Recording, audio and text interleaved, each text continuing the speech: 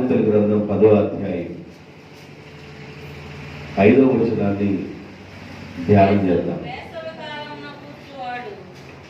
వేసవి కాలమున కూర్చువాడు బుద్ధిగల కుమారుడు,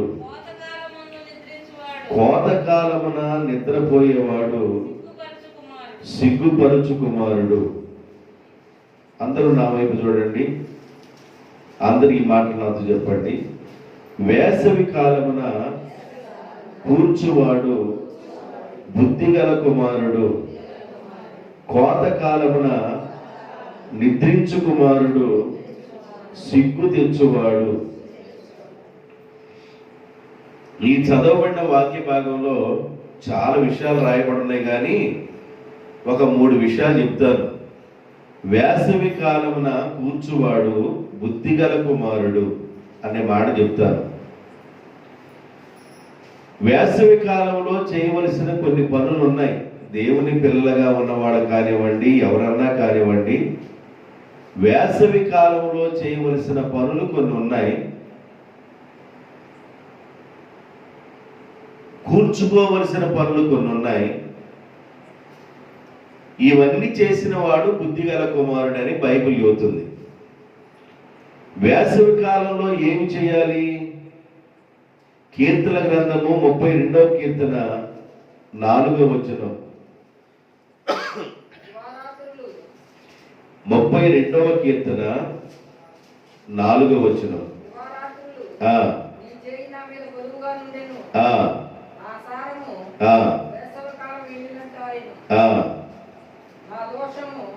వేసవి కాలమందు ఆహారము సిద్ధపరచుకొనుము. కనబడిందా?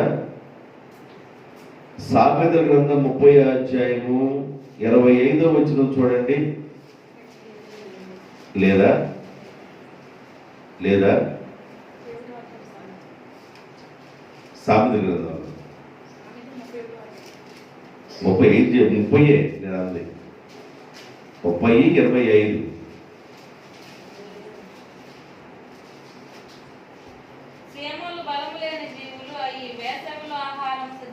నిదానికి చదువు. సేమలు బలము లేని జీవులు అయినను అవి వేసవిలో ఆహారమును సమకూర్చుకును. అంటే సేవలు చేసే పని ఏంది? వేసవి కాలంలో ఆహారాన్ని సమకూర్చుకుంటున్నాయి. రాబోతున్న దినాలు వేసవి కాలం అయిపోయిన తర్వాత తొలకరి స్టార్ట్ అవుతుంది. వేసవి కాలం అయిపోయిన తర్వాత వర్షాకాలం రాబోతా ఉంది. వర్షాకాలంలో ఆహారం దొరకని పరిస్థితులు ఉంటాయి.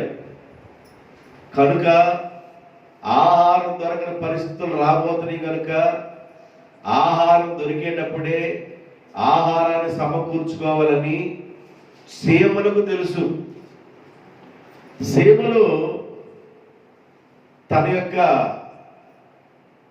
పొట్టని ఎలా పెట్టుకుంటాయి అంటే, దాదాపుగా ఒక 25 అంతస్తులు 50 అంతస్తులు పొట్టలు పెట్టుకుంటాయి లోపల. సేమలు లోపల పొట్టలు అలాగుంటాయి. ఈ వేసవి కాలంలో సేమలు చేసే పని ఏంటంటే, ఆహారాన్ని సమకూర్చుకొని వాటి గిడ్డంగుల్లో అవి పెట్టుకున్న ఆ స్టెప్పులుగా ఉన్న అంతస్తుల్లో ఆహారాన్ని దాచుకుంటాయి, నిల్వ చేసుకుంటాయి. ఎందుకు సీమలు ఇలా నిల్వ చేసుకుంటున్నాయి అంటే, రాబోతున్న కాలమే కాలం,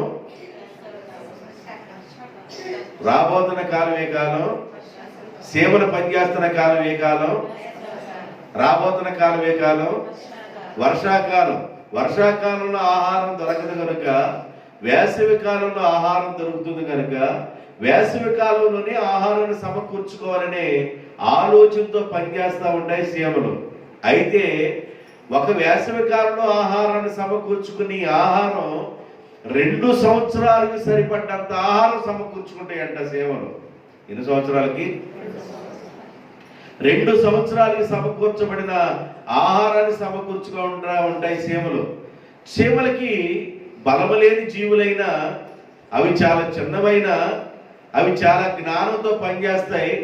వాటికి రాజున్నా లేకపోయినా వేసవి కాలంలో బాగా ఎండల్లో ఒకవేళ మనం చెవులకు ముఖానికి ఏదైనా కట్టుకొని ప్రయాణం చేస్తా ఉన్నా చాలా చిన్న జీవులు వేసవి కాలంలో ఎంత గాలుపు తోలుతా ఉన్నా అవి పనిచేస్తూనే ఉంటాయి, అవి పనిచేస్తూనే ఉంటాయి, అవి పనిచేస్తూనే ఉంటాయి.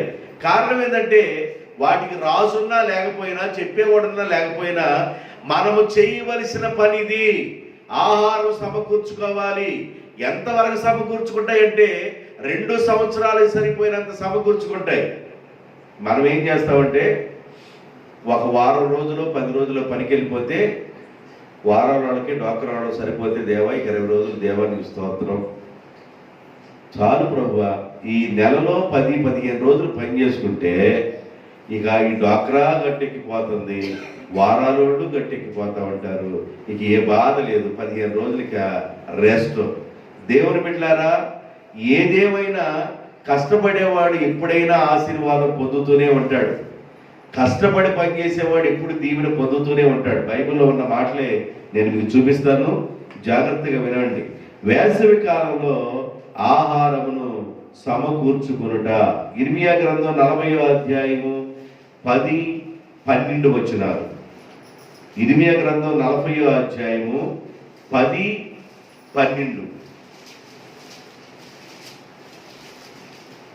ఓరి బాబు, బైబిల్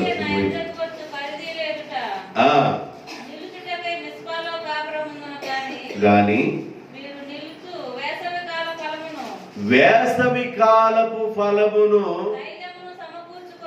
తైలమును సమకూర్చుకొని మీ పాత్రలో వాటిని పోసుకొని మీరు స్వాధీనపరచుకొని పోయే పట్టణములోనికి కాపురముండండి. వేసవి కాలంలో ఫలించిన పంటని తైలమును సమకూర్చుకొని మీరు ఏ పట్టణంలో కాపురం ఉండబోతున్నారో ఆ పట్టణములో వాటిని భద్రం చేసుకోండి. వేసవి కాలంలో పండిన పంట, ఆ పంటను తైలమును తీసుకొని మీరు కాపురం ఉన్న ప్రాంతంలో భద్రం చేసుకోరండి. వేసవి కాలంలో ఆహారం సమకూర్చుకోవడం అనేది ప్రాముఖ్యము. బైబిల్ ఏం చెబుతుందంటే వేసవి కాలమున కూర్చువాడు అంటే కూర్చునేవాడు కాదు, దాని అర్థం కూర్చుకునేవాడు, సమకూర్చుకునేవాడు అని అర్థం. కాబట్టి వేసవి కాలంలో సమకూర్చుకునేది ఏంటి? ద్వితీయోపదేశకాండము 26వ అధ్యాయము 2వ వచనం. ద్వితీయోపదేశకాండము 26వ అధ్యాయము 2వ వచనం. మీ దేవుడైన యెహోవా మీకు ఇచ్చుచున్న భూమిలో నుండి నీవు కూర్చుకునే భూఫలములలోను ప్రథమ ఫలములలోను తీసుకొని గంపలో ఉంచి నీ దేవుడైన యెహోవా తన నామమును ఎక్కడైతే మందిరాన్ని ఏర్పాటు చేసుకున్న స్థలం ఉందో ఆ స్థలమునకు వెళ్ళి ఆ రోజుల్లో ఏ యాజకుడైతే పనిచేస్తున్నాడో ఆ యాజకుని దగ్గరికి వెళ్ళి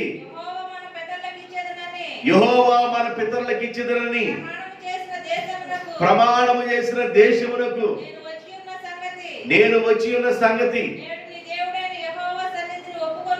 నేడు నీ దేవుడైన యెహోవా సన్నిధిని ఒప్పుకొనుచున్నానని అతనితో చెప్పుకొనవలెను. వేసవి కాలమున పండిన పంటలో నుండి వాటిన్నింటినీ కోసుకొని ఆ పంటను ఒక గంపలో వేసుకొని ఆ గంపలో ఉన్న పంటను తీసుకొని దేవుని నామం ఏర్పాటు చేయబడిన దేవాలయానికి వెళ్ళిపోయి అక్కడ ప్రార్థన చేసుకోవాలి. అంటే ప్రథమ ఫలము దేవుని యొక్క సన్నిధికి రావాలి. అది వేసవి కాలంలో దేవుడు నీకు ఇచ్చిన పంటను దేవుని యొక్క సన్నిధానానికి ముందుగా తోడుకొని వచ్చి నువ్వు అక్కడ ప్రార్థన చేసుకోవాలి. వేసవి కాలంలో కూర్చుకొనుట అనగా సమకూర్చుకొనుట. వేసవి కాలంలో పంటలను మనం కూర్చుకుంటాం. వేసవి కాలంలో పండే పంటలు వేరు. ఆహార ధాన్యాలు వేసవి కాలం పండుతాయి, మామిడికాయలు వేసవి కాలంలో పండుతూ ఉంటాయి. ఇలాగ ఎన్నో రకాలైన పంటలు వేసవి కాలంలోనే వస్తూ ఉంటాయి. ఈ పంటల్ని సమకూర్చుకొని గంపలో వేసుకొని దేవుని నామం ఉన్న మందిరానికి అక్కడికి వెళ్ళిపోయి మనం అక్కడ ప్రార్థన చేసుకోవాలి. వేసవి కాలంలో కూర్చుకొని వాడు బుద్ధిగల కుమారుడు, కోతకాలంలో నిద్రపోయే కుమారుడు సిగ్గు తెచ్చు కుమారుడు. కోతకాలంలో నిద్రపోతా ఉంటారు కొంతమంది. అందరూ కోతలు కోసుకుంటా ఉంటే కోతకాలంలో నిద్రపోతా ఉంటాడు. కోతకాలం నిద్రపోయేవాడు గురించి బైబిల్ చెబుతుంది, సిగ్గు తెచ్చు కుమారుడు. కోతకాలం అనగా దేవుని యొక్క వాక్యం దొరుకుతున్న కాలం, వాక్యం వినబడుతున్న కాలంలో వాక్యాన్ని వినకుండా నిద్రపోవటం అనేది సిగ్గు, అవమానానికి గుర్తు. కోతకాలం అంటే మన ఊరు బయట ఉన్న కోత అనుకోబాకండి. దేవుని యొక్క వాక్యం, రేపు ఈ సిద్ధపడిన ఆత్మల్ని కోత కోయడానికి దేవదూతలు వస్తున్నారన్నారు. ఏ కోతకు వస్తారు? ఒలిదుబ్బులు కాదు, మనల్ని మెరికిలుగా ఉన్న మనల్ని చక్కగా కోసుకొని సమకూర్చుకొని ఆయన మేఘాల మీద తీసుకుని వెళ్ళిపోతాడు. కనుక సమకూర్చుకొనుట, బైబిల్లో ఋతుమ అనే వ్యక్తి మనకు కనబడుతూ ఉంది. ఈ ఋతుమ ఎర్రటి ఎండలో వేసవి కాలంలో ఆమె పొలంలోనికి వెళ్ళి ఆ పొలంలో కోత కోసే వాళ్ళ మధ్యలో ఆమె ప్రయాణం చేస్తూ ఆమె చేస్తున్న పని చూడండి. 2వ అధ్యాయము 7వ వచనం. ఆమె కోత కోసే వారి వెనుకకు పనల మధ్య ఏరుకొని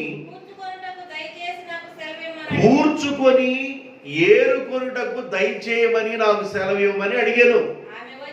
ఆమె వచ్చి ఉదయము మొదలుకొని సాయంకాలం వరకు సమకూర్చుకొనుచుండెను, పరిగెను ఏరుకొనుచుండెను. కొంతసేపు మాత్రము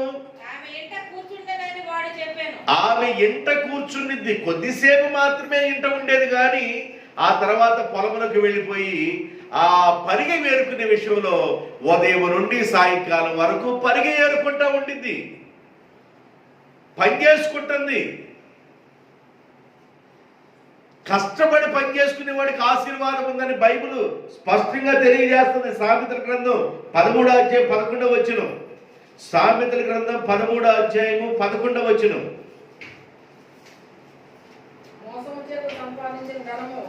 మోసము చేత సంపాదించిన ధనము క్షీణించిపోవును, కష్టము చేసి సమకూర్చుకొనివాడు కూర్చుకొనివాడు తన ఆస్తిని వృద్ధి చేసుకొనును.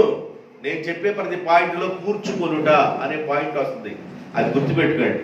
నేను ఫస్ట్ లైన్ చెబుతున్నాను మీకు. ఫస్ట్ లైన్ ఏం చెబుతున్నాను? వేసవి కాలంలో కూర్చుకునేవాడు బుద్ధి గల కుమారుడు అని పాయింట్ చెబుతున్నాను మీకు.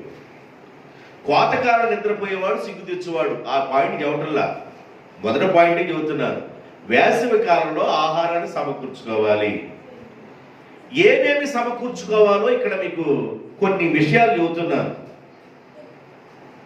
కష్టము చేసి కూర్చుకునేవాడు యొక్క ఆస్తి వృద్ధి అగుచున్నది. ఋతుమ కొద్ది సమయము తన ఇంటి దగ్గర ఉండును గాని ఆ తర్వాత ఎక్కడ ఉంటుంది? చెప్పండి, ఎక్కడ ఉంటుంది? కొద్ది సమయం ఎక్కడ ఉంటుంది? ఎక్కువ సమయం ఎక్కడ ఉంటుంది? పొలం అంటే దాని అర్థం ఏమనుకున్నారు? మన ఈ ఊరు బయట ఉన్న 4 ఎకరాలు 5 ఎకరాలు 2 ఎకరాల పొలం అనుకుంటారు. ఏంది పొలము అనగా సంఘము అని అర్థము. పొలం అంటే ఏంది? సంఘము. సంఘములో సేవకుడు చెబుతున్న వాక్యాలను సమకూర్చుకోవాలి, ఏరుకోవాలి. ఇలాగ ఆస్తిని ఎవరైతే సమకూర్చుకుంటారో, ఇలా ఆస్తిని ఎవరైతే కూర్చుకుంటారో, కష్టపడి సమకూర్చుకున్నవాడు ఐశ్వర్యవంతుడగును, ఆస్తి కలిగిన వాడగును, వారి ఆస్తి వృద్ధి అగును. కాబట్టి ఏం చేయాలంటే పొలములో పడుతున్న విత్తనాలు ఆ పరిగెను ఏరుకోవాలి. ఋతుమ కొద్ది సమయము ఇంటి దగ్గర ఉండేది, కానీ పొలములో ఎక్కువ సమయం ఉండేది. దాని అర్థం ఏందయ్యా అంటే దేవుని యొక్క సన్నిధిలో ఎక్కువ సమయాన్ని ఎవరైతే గడుపుతారో, సమయాన్ని ఇవ్వగలరో, ఖచ్చితంగా చెబుతున్నాను, వారి ఆస్తి వృద్ధి అవుతుంది. మీకు ఒక ఎగ్జాంపుల్ చెప్తాను. కోమలి అనే ఊరు నేను కొన్ని రోజులు వెళ్ళాను. కోమలి అనే ప్రాంతం, ఎక్కడైతే చర్చి పడిపోయి చాలా మంది చనిపోయారో ఆ ప్రాంతం నేను వెళ్ళాను. అక్కడ ఒక లేడీ ఉంది, ఆమె భర్త చనిపోయాడు. ఆమె భర్త బ్రతికున్న రోజుల్లో ఆమె భర్త ఇద్దరు కలిసి పాత గోతాలు కొనే వ్యాపారం చేసుకునేవాడు. ఏ గోతాలు? పాత గోతాలు, నేత గోతాలు, పాత గోతాలు కొనుక్కొని అక్కడక్కడ ఎలికిలు కొట్టిన బెజ్జాలు మొత్తం వీళ్ళు ఇంటికి వెళ్ళిన తర్వాత కుట్టుకొని ₹2 లాభం చూసుకొని గోతాలు అమ్ముకుంటూ ఉండేవాడు. అయితే ఆదివారం ప్రార్థన ఎప్పుడైతే పెడతారో, మైకు మోగి ప్రార్థన చేసుకుందామని ఎప్పుడైతే సేవకుడు చెబుతాడో, వాళ్ళ ఇంటికి 10 మంది చుట్టాలు వచ్చినా వాళ్ళకు ఒకటే చెప్పింది, అమ్మా నేను మీకు వండి పెట్టలేదు అనుకోబాకండి, మరలా వచ్చిన తర్వాత వండి పెడతా. మీతో మాట్లాడలేదు అనుకోబాకండి, మరలా వచ్చిన తర్వాత మాట్లాడతా. నేను టయానికి ప్రార్థనకు వెళ్ళాలి. ఒకవేళ వస్తే నాతో ప్రార్థనకు రండి, రాకపోతే మీరు ఇంటి దగ్గర ఉన్నా నేను ప్రార్థనకు వెళ్ళాలనే టయానికి సిద్ధపడి ఆమె ప్రార్థన సేవకుడు ప్రారంభించిన వెంటనే ముందుగా ఉండే వ్యక్తి ఆమె. దేవుని స్తోత్రం చెప్పండి. ముందుగా ఉండుద్ది ఆమె. ఏమి జరిగిందో చెబుతానేనండి. దేవుని యొక్క పొలం అనే సంఘంలో ఎవరైతే ముందుగా వెళతారో, సమయాన్ని ఎక్కువగా కేటాయిస్తారో, వారి పిల్లల యొక్క జీవితాలు ఏమవుతున్నాయో చెప్తారు. 2 కుమారులు ఉన్నారు. ఈ గోతాల వ్యాపారం చేస్తూ ఆ పిల్లలను చదివించుకొని, ఆ పిల్లలు కాస్త చదువుల్లో కొద్ది ఫైల్లోకి వచ్చిన తర్వాత ఒక అబ్బాయి ఏమన్నా అమెరికా వెళ్ళిపోయాడు, ఒక అబ్బాయి ఏమన్నా ఇంగ్లాండ్ వెళ్ళిపోయాడు. 2 కొడుకులు. నేను ఆమె దగ్గరికి వెళ్ళి కూర్చొని మాట్లాడుతూ ఉన్నాను. మరి నేను ఒక 2 నెలల్లో నేను ఇంగ్లాండ్ వెళ్ళబోతున్నాను ఈ అబ్బాయి దగ్గరికి అని అంది. నేను అన్నాను, ఇంగ్లీష్ వచ్చా అన్న. ఇంగ్లీష్ అసలు ఆ పట్టుకొచ్చిన అక్షరం ముక్క రాదు ఆయన. ఎట్లాగ వెళ్తావన్నా? ఈడ ఫ్లైట్ ఎక్కిస్తారయ్యా, ఒక చోట దిగుతాను, దిగిన తర్వాత టికెట్ చూపిస్తాను, ఏ ఫ్లైట్ దగ్గరికి వెళ్ళి ఎక్కించాలో 2వ ఫ్లైట్ మారాలనుకున్న దగ్గర మారుస్తారు, మళ్ళీ ఆ ఫ్లైట్ ఎక్కుతాను. నేను దిగిన వెంటనే మా పిల్లోడు అక్కడ ఉంటాడు ఎయిర్పోర్ట్లో, పిల్లోడు రిసీవ్ చేసుకుంటాడు, ఇంటికి తీసుకెళ్తాడు. ఎంత గుండె ధైర్యం ఉండాలి, ఎంత గుండె ధైర్యం ఎంత ఉండాలా? ఇంటి పక్కన గోవాడా వెళ్ళి రావడానికి? సముద్రాలు దాటి వెళ్ళాలా? ఏదైనా బై మిస్టేక్ ఎక్కించే ఫ్లైట్ ఆ ఫ్లైట్ కాకుండా ఇంకో ఫ్లైట్గా ఎక్కిందనుకో, ఆ పరిస్థితి ఏంది? ఎంత గుండె ధైర్యం కావాలి? నేను ఎందుకు ఈ మాట చెబుతున్నానంటే, దేవునికి ఎక్కువగా ప్రిఫరెన్స్ ఇవ్వటం వల్ల, ముందుగా దేవునికి టయాన్ని ఇవ్వటం వల్ల, కొంతమంది పాస్టర్ గారు ప్రార్థన ప్రారంభించినప్పుడు బకెట్లో నీళ్లు తోడుకుంటారు. ప్రార్థన ప్రారంభించిన తర్వాత బకెట్లో నీళ్లు తోడుకొని 4 పాటలు అవ్వబోయేలోపు ఈ నీళ్లు అవజేయనా? 4 పాటలు అవ్వబోయేటప్పుడు ఈ నీళ్లు అవజేయనా? పాస్టర్ గారు వాకింగ్ లేచిన వెంటనే నేను రెడీ అయిపోయి రాలేనా అనే ధీమా. ముందుగా ఉండాలి. దేవుడు మనల్ని చూస్తున్నాడు, మనము ముందుగా ఉండాలి. దేవుని సన్నిధికి ఎవరైతే ముందుగా ఉంటారో, పొలములో ఎక్కువ సమయాన్ని ఎవరైతే గడుపుతారో, వారి పిల్లలను పిల్లలను పిల్లలను ఆస్తికి కర్తలుగా చేయును, వారి ధననిధులను నింపును. దేవునికి స్తోత్రం. హల్లెలూయా. ఋతుమ కొద్ది సమయము ఇంటి దగ్గర ఉండేది, ఎక్కువ సమయము పొలములో గడుపుతూ ఉండేది, పరిగె ఏరుకుంటా ఉండేది. వాక్యము దొరుకుతున్న సమయంలో సమకూర్చుకోవాలి. ఈ కోతకాలంలో దరిద్రుడు అక్కడ ఉన్నాడు చూడండి. ఇక్కడ కోతకాలంలో నిద్రపోయే కుమారుడు, సిగ్గు తెచ్చు కుమారుడు. కోతకాలంలో ఏం చేస్తున్నాడంట? అందరూ కోతలు కోసుకుంటాడు, ఈడేం చేస్తున్నాడు? నిద్రపోతున్నాడు. ఈయన పంట వేసుకున్నాడు, కోతకాలంలో నిద్రపోతున్నాడు. బాగా కంకి బాగా ముగ్గిన తర్వాత ఏమైంది? ఇంటికి వచ్చిద్దా? పొలం మీద రాలిద్దా? ఎలాంటి వాడు? కోతకాలమున నిద్రించు కుమారుడు సిగ్గు తెచ్చేవాడు, వేసవి కాలమున కూర్చుకునేవాడు బుద్ధి గల కుమారుడు. వేసవి కాలమున ఎండైనా కూడా పరిగేరుకుంటానికి కూర్చుకుంటుంది, సమకూర్చుకుంటుంది. ఎవడైనా ఇక్కడ వాకింగ్ చెప్పాడు మున్సిపల్ సంఘంలో ఒకళ్ళు ఎగితే నేను మైక్ సెట్ చేసుకొని ఊరు వెళ్ళిపోయి వాకింగ్ చెప్పాలనుకుంటా. మీరు కూర్చున్న చోటే కూర్చుంటారు, గురుగు బొమ్మలు కూర్చున్నట్టు. అక్కడ ఎన్ని మెసేజ్లు అన్నా నేను అట్లాగా ఇంకోటి కొత్త చెబుతా బాగుండిద్దా.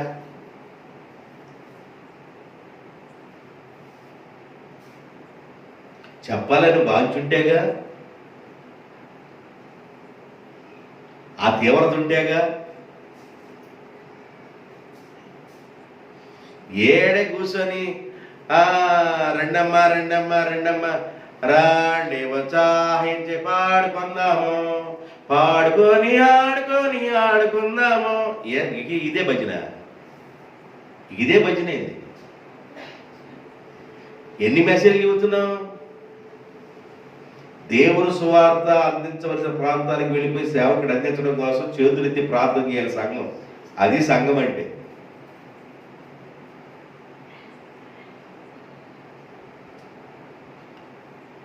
అపోస్తులు ప్రార్థన చేసి నెత్తిమే చేతుల నుంచి దేవుడు ఏర్పాటు చేసిన పనికి పంపిస్తూ ఉండేవాడు, వెళ్ళి పని చేయండి. మనమా ఎన్నాళ్ళన్న ఉసూరు మన కూర్చోవడం తప్ప సవాలకరంగా లేచి ప్రభు కోసం నిలబడదామని ఒక ఘట్టం.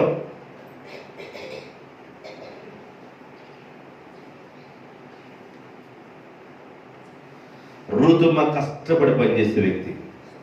కీర్తన గ్రంథము 104వ కీర్తన, కీర్తన గ్రంథము 104వ కీర్తన 27, 28 వచ్చిన తగిన కాలమున నీవు వాటికి ఆహారం ఇచ్చేది అనుకొని ప్రతిదీ నీ దయ కొరకు కనిపెట్టుకొనిచున్నది. నీవు వాటికి పెట్టున్నది అవి కూర్చుకొనును, కూర్చుకొనును. నేనే పాయింట్లో కానీ వెళ్ళనివ్వండి.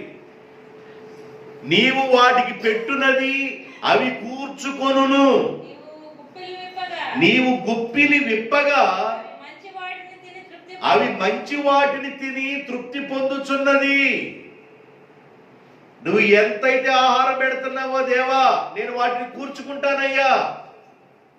భూమి మీద కోట్ల కొలది జంతువులు ఉన్నాయి, కోట్ల కొలది పక్షులు ఉన్నాయి. వీటన్నిటికీ ఆహారం మనం పెడుతున్నామేంది? కోట్ల కొలది ఉన్న పక్షులకి, కోట్ల కొలది ఉన్న జంతువులకి ఆహారం మనం పెడుతున్నావా? వాటన్నిటికి దేవుడే సిద్ధపరుస్తున్నాడు. దేవునికి స్తోత్ర. ఉదయాన్నే ప్రార్థన చేసుకుని బయలుదేరతాయి. ఉదయాన్నే ప్రార్థన చేసుకొని కిలకిలగా కానీ పక్షులు ప్రార్థన చేసుకొని ఉదయాన్నే బయలుదేరతాయి. నీవు వాటికి కూర్చున్నది అవి సమకూర్చుకొని మరలా గూళ్ళకు వస్తాయి. ఏ రోజు ఎంతవరకైతే, ఏ పక్షులకి ఎంతవరకైతే ఆహారం నువ్వు కూర్చేవో, సమకూర్చేవో, అవే తిని సమృద్ధిగా తన గూళ్ళకి వస్తున్నాయి. నీవు గుప్పిలి విప్పగా మంచి ఆహారం తిని అవి తృప్తి పొందుచున్నవి, కూర్చుకొనుచున్నవి, తృప్తి పొందుచున్నవి, మంచి ఆహారం తినుచున్నవి. ఏం తింటాయి అంట? మంచి ఆహారం తింటని అంటే. సామెతల గ్రంథం 6వ అధ్యాయము 8వ వచనం. సామెతల గ్రంథం 6వ అధ్యాయం 8వ వచనం. అవి వేసవి కాలమందు ఆహారమును సిద్ధపరచుకొనును, కోతకాలమందు ధాన్యమును కూర్చుకొనును. ఎయ్యి చేమలు. కోతకాలమందు ధాన్యమును కూర్చుకొనును. చేమలు కోతకాలంలో ధాన్యాన్ని కూర్చుకుంటున్నాయి. దేవుని బిడ్డలారా, సమకూర్చుకోవలసినవి కొన్ని ఉన్నాయి. వేసవి కాలంలో మనం పనిచేసి సమకూర్చుకోవలసినవి ఉన్నాయి. కొన్ని మాటలు నేను మీకు చెప్పాను, ఆఖరి మాట చెప్పేసి నేను ప్రార్థన చేస్తాను. వేసవి కాలంలో కూర్చుకొనుకోవాడు బుద్ధిగల కుమారుడు. ఏ కుమారుడు అంట? బుద్ధిగల కుమారుడు. బుద్ధిగల కుమారుడు చేసే పనులు వేసవి కాలంలో కూర్చుకునే విధానంగా జరిగే పనులు. అలాంటి వారి గురించి బైబిల్లో ఏం చెబుతుందో సామెతల గ్రంథం 28వ అధ్యాయము 7వ వచనం. సామెతల గ్రంథము 28వ అధ్యాయం 7వ వచనం. సామెతల గ్రంథం 14వ అధ్యాయము 35వ వచనం. ఆ రెండు వచనాలు చదవండి. ఉపదేశమును అంగీకరించు కుమారుడు బుద్ధి గలవాడు. ఉపదేశం అంగీకరించడం అంటే ఏంది? చెప్పిన మాట వినటం. పాతకాలం నిద్రపోవటం కాదు, కోత కోసినప్పుడు నిద్రపోవటం కాదు. చెప్పిన మాట వినే కుమారుడు. అంటే చెప్పిన మాట వినే కుమారుడు అంటే వేసవి కాలంలో కూర్చుకోవాలైనా, రాబోతుంది వర్షాకాలం, ఆహారం దొరకదు, వేసుకున్న చెట్లు ఏదన్నా వర్షాలు ఎక్కువగా వస్తే ఆ చెట్లు కూడా మాడిపోతాయ్యా. కాబట్టి మనం సమకూర్చుకోవలసింది ఏంటంటే వేసవి కాలంలో ఆహారాన్ని మనం కూర్చుకోవాలని ఈ మాటని, ఉపదేశాన్ని ఎవరైతే వింటారో ఆ విన్న వ్యక్తులను బుద్ధిగల కుమారుడు అంటాడు. చెప్పిన మాట వినని కుమారుణ్ణి బుద్ధి లేని కుమారుడు అంటాడు. ఒక తండ్రికి 2 కుమారులు ఉన్నాడు. ఒకడేమన్నా బుద్ధి లేని విధంగా తండ్రి దగ్గర ప్రవర్తించి తనకు రావలసిన ఆస్తి తీసుకొని దూర ప్రాంతం వెళ్ళిపోయి దుర్వ్యాపారం చేసి పిచ్చివాడు రూపం చేసి తీసుకెళ్లిన డబ్బులు బాగొట్టుకొని వేసుకున్న బట్టలు మాసిపోయి శరీరంలో ఉన్న గడ్డము ఇవన్నీ పెరిగిపోయి సొక్కాలు కూడా సిరిగిపోయి పిచ్చి రూపం వచ్చిన తర్వాత బైబిల్ చెబుతుంది బుద్ధి మాని అలా వెళ్ళాడు. కానీ బుద్ధి వచ్చిన తర్వాత మరలా తిరిగి ఎక్కడికి వచ్చాడంట? తండ్రి ఇంటికి. చెప్పిన మాట విననివాడు బుద్ధి లేనివాడు పందులు తినే పట్టు దగ్గరికి వెళ్ళిపోయాడు. బుద్ధి లేనివాడు అంటే దాని అర్థం ఏంటంటే చెప్పిన మాట విననివాడు. తండ్రి ఎన్ని చెప్పిన మాట విననివాడు, బుద్ధి లేనివాడు కనుక ఈ బుద్ధి లేని కుమారుడు పందులు తినే ఆహారం దగ్గరికి వెళ్ళవలసి వచ్చింది. ఆ పందులు తినే ఆహారం తింటూ ఆ పొట్టుతో పొట్ట నింపుకోవాలనుకున్న పరిస్థితుల్లో ఒక్కసారి తన తండ్రి గుర్తుకొచ్చి, మా తండ్రి ఇంట అనేక మంది కూలివాళ్ళు బ్రతుకుతున్నారు, సమృద్ధైన ఆహారం తింటున్నారు, నాకు ఎందుకు వచ్చింది కర్మ? నేనెందుకు ఈ పందులు తినే పొట్టు నేను తినాలి? పందులు ఒకవైపు, నేను ఒకవైపు తిని ఈ పొట్టు తిని బ్రతకవలసిన కర్మ ఎందుకు? నా తండ్రి దగ్గరికి వెళతాను, నేను కుమారుని అనిపించుకోవడానికి యోగ్యుడిగాను, కూలివాడులో ఒక కూలివాడుగా ఉండి నా తండ్రి దగ్గర అయినా పనిచేస్తే, ఒక కూలివాడుగా పనిచేస్తే నాకు అంత ముద్ద దొరికింది కదా అని బయలుదేరి మనసు మార్చుకున్నాడు. బుద్ధి వచ్చిన కుమారుణ్ణి దేవుడు ఆశీర్వదించాడు. దేవునికి స్తోత్రం. చెప్పిన మాట వినాలి. కొంతమంది చెప్పిన మాట వినరు. ఎన్నన్నా చెప్పు, రాతికి చిక్కిలిగిల్లు ఉంటుందా అన్నట్టుగా ఉంటారు. ఎన్నన్నా చెప్పు, ఏనుగు మీద వర్షపు చొక్క పడ్డట్టే. ఎన్నన్నా చెప్పు, ఇది నాకు కాదులే నా ఎదుటోళ్ళకి చెబుతున్నారు అన్నట్టుకుంటుంది. ఎన్నన్నా చెప్పు, ఇది నాకు కాదులే మా పక్కింటి వాళ్ళకి చెబుతున్నారులే అన్నట్టుకుంటుంది. ఎన్నన్నా చెప్పు, ఇది నీకే చెబుతున్నా.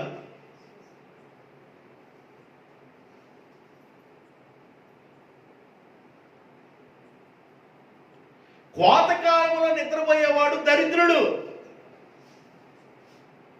వేసవి కాలంలో సమకూర్చుకునేవాడు బుద్ధిగల కుమారుడు.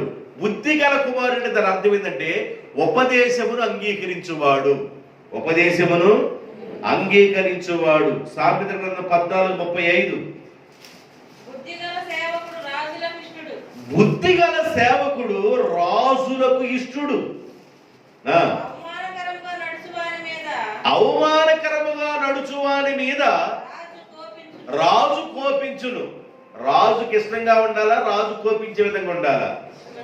రాజు అంటే మీరు చంద్రబాబు గారు అనుకున్నారు. రాజు అంటే ఆయన కాదు. రాజు అంటే పరలోకపు దేవుడు అని అర్థం. బుద్ధిగల సేవకుడు రాజుకిష్టుడు. రాజు అనగా దేవుడు అని అర్థం. రాజులకు రాజైనాయి మన విభుని పూజ చేయుదము రండి అంటే దాని అర్థం ఏంది? మనం ఆరాధించే దేవుడు రాజులకు రాజు. బుద్ధిగల సేవకుడు రాజునకు ఇష్టుడు అనగా దేవునికి ఇష్టుడు. దేవునికి కోపం పుట్టించే విధంగా ఉండకూడదు, దేవునికి ఇష్టకరంగా ఉండాలి మనం. అలా ఉన్నట్లయితే బుద్ధిగల సేవకునికి రాజు ఏదైనా చేయగలిగిన వాడే. రాజు ఏదైనా చేయగలిగిన వాడే. ఈ మాటలు హృదయంలో పెట్టుకోండి. ఇలా చెప్పుకుంటూ వెళ్తే చాలా విషయాలు ఉన్నాయి. వేసవి కాలమున కూర్చుకొనివాడు బుద్ధిగల కుమారుడు. నేను 3 మాటలు అర్థమయ్యే భాషలో తక్కువ విషయాలు చెప్పాను. ఈ మాట హృదయంలో పెట్టుకోండి.